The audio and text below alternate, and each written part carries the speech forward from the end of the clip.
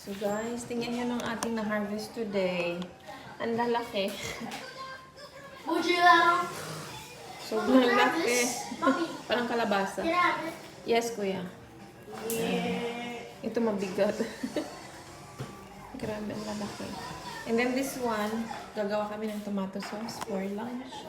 So we're gonna make a bolognese pasta para for lunch. And then, we're trying to save some seeds ito kasi, I don't know, this year, wala masyado silang bunga maliliit. Pero last year, malalaki. And then, marami. This year, maliit siya. Maliliit yung bunga niya. And this one, ito yung, konti lang yung seeds sa loob. Kaya, pero maano siya eh, malaman sa loob. Masarap to sa bruschetta. And salad. All of it naman masarap sa salad, pero yeah, we've got abundance ng ating na-harvest. Jeez. So guys, tingnan nyo ng ating na-harvest today. Ang lalaki. Buji lang. Sobrang laki. Parang kalabasa. Yeah. Yes, kuya. Ito mabigat.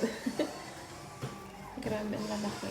And then this one, gagawa kami ng tomato sauce for lunch. So we're gonna make a bolognese pasta para for lunch.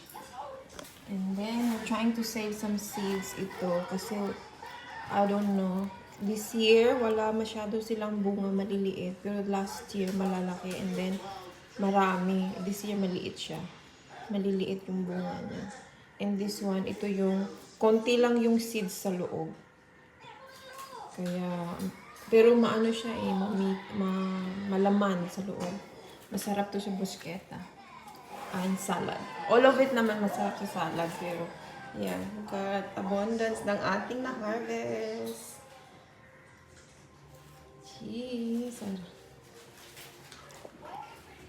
this is the tomato. I'm gonna make some sauce.